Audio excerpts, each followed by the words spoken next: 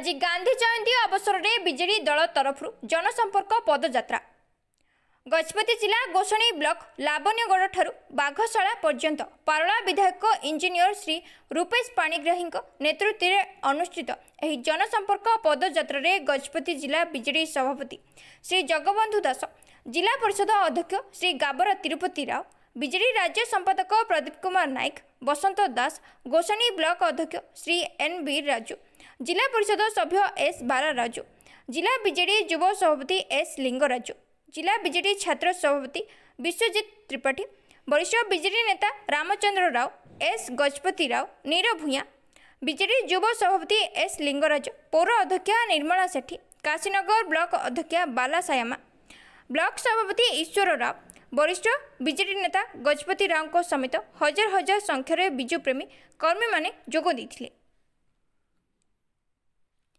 गजपति विभूति Malik report, IGB news.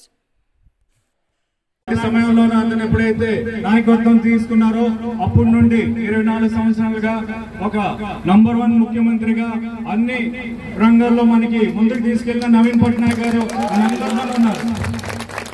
ఈ రోజు అతను పిలుపు వెనకట్ల మనందరం ఈ పాదయాత్రకు మీ అందరూ వచ్చినందుకు మీరందరికీ పేరు పేరున ధన్యవాదాలు. మీకందరికీ మన ఇంతకు ముందు జడ్పీ చైర్మన్ గారు ప్రత్యేక స్కీముల్లో మనకి ఏదైతే వాగ్దానాలు ఇచ్చేసి బీజేపీ గవర్నమెంట్ వచ్చిందో కానీ అవన్నీ అమలు పరిపించలేకపోయారు. ఇప్పటికీ వాళ్ళందరూ 100 రోజులు అయిపోయి కానీ ఇప్పుడు దాకా స్కీములు ఏం చేస్తారో దానికి ఒక రోడ్ మ్యాప్ కూడా లేకుండా పోయింది. అలాగే మీ అందరికీ తెలియపరుస్తున్నాను, మనకి యాన్యువల్ బడ్జెట్ అవుతుంది 2,50,000 కోట్లు, కానీ మనకి సుభద్ర యోజనలో 50,000 కోట్లు అమల్లోకి ఇస్తానని చెప్పారు. ఒక 50,000 కోట్లు కానీ ఒక బడ్జెట్ నుండి తీసేస్తే ఉన్నది 2,00,000 కోట్లే. కానీ అందుకే వాళ్ళు జడిసిపోయి దీన్ని సడన్ గా మనకి మొత్తం ఎంతమందికి అయితే అమలు అందరికి ఇస్తానని చెప్పేసి దాని అందరికి ఇది అది కేటగిరీలు పెట్టేసి తగ్గించారు. అవునా కాదా? మీ అందరికి తెలిసే ఉంటారు. అలాగే మనకి 2 కిస్తులు ఇస్తానని చెప్పేసి అది కూడాను 5,000 6 నెలలకు ఒకసారి ఇచ్చినట్టు అంటే చూసుకుంటే మనకి నెలకి 800 కూడా రాదు. దాంతో మనం ఏం ఉద్యోగం చేస్తాం?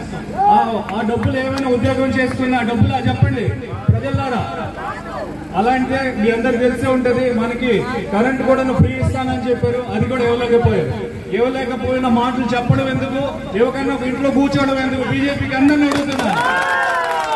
నాయకత్వం అంటే మన నవీన్ పట్నాయక్ గారిలో ఉండాలి. చెప్పేది చెప్పకన్నా అడగని ముందే ఇచ్చేవారు. అలాంటి నాయకుడు అవుతున్నాడు మన నవీన్ పట్నాయక్ గారు.